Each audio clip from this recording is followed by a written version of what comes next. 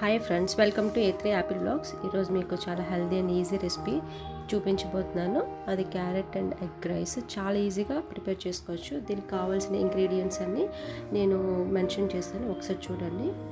ఫస్ట్గా ప్యాన్ పెట్టుకొని అందులో ఆయిల్ వేసుకోవాలి. 3 table spoon of oil.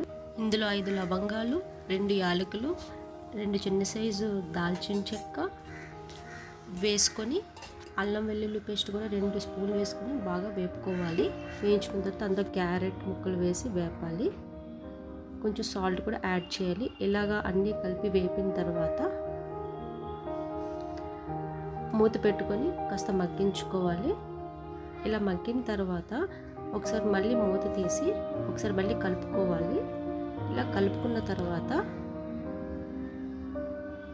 Eggs 2 అనేది వేసుకోవాలి. ఇలా వేసి ఎగ్ బాగా బాయిల్ అయినంత వరకు బాగా ఫ్రై చేసుకున్నంత మూత పెట్టి ఉంచాలి.